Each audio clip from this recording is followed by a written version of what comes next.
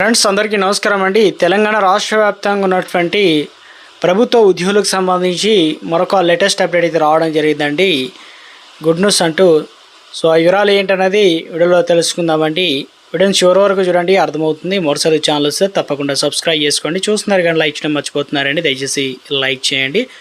So ముఖ్యంగా చూసుకున్నట్లయితే గత నెలల్లోనే 720 కోట్లు అనేది చెల్లించామని చెప్పేసి ఆర్థిక శాఖ ముఖ్యంగా ఉద్యోగులకు పెండింగ్లో ఉన్నటువంటి బిల్లులపై ప్రభుత్వం అనేది మరోసారి దృష్టి సాధించడం జరిగిందనమాట.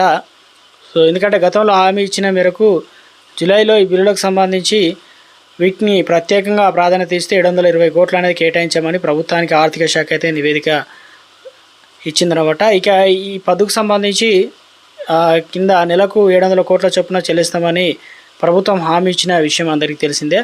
ప్రధానంగా ఉద్యోగులు వైద్య ఖర్చులకు సంబంధించి అదేవిధంగా బిల్లులు 2025 జూన్ నెలాఖరు వరకు పెండింగ్లో ఉన్నవన్నీ కూడా చెల్లింపులు పూర్తి చేస్తున్నట్లు, ఇక ఆ శాఖ నుంచి ఆగస్టు వరకు పెండింగ్లో ఉన్న వారికి చెల్లింపులు పూర్తి చేసినట్లు కూడా చెప్పడం జరిగిందనమాట. ఇంకా పెండింగ్లో ఉన్నటువంటి అనేక రకాల బిల్లులు దాదాపు 10,000 కోట్ల వరకు అయితే రావాల్సి ఉందని చెప్పేసి ఉద్యోగ సంఘాలు అయితే అంటున్నారు, డిమాండ్ చేస్తున్నారు ఇవ్వాలని. నెలకు 700 కోట్ల వరకు చెల్లిస్తామని ప్రభుత్వం చెప్పిన జూన్లో దాదాపు 183 కోట్లు మాత్రమే రిలీజ్ చేయడం జరిగిందని, మిగతావి కూడా ఇవ్వాలని తాజాగా ప్రభుత్వాన్ని అయితే డిమాండ్ అయితే చేస్తున్నారన్నమాట. రావాల్సిన పెండింగ్ డిఏలు, పిఆర్సీ ఇవన్నీ కూడా అలాగే ఉన్నాయన్నమాట. సో అవన్నీ కూడా రిలీజ్ చేయాలని ప్రభుత్వ ఉద్యోగులు అయితే కోరుతున్నారు.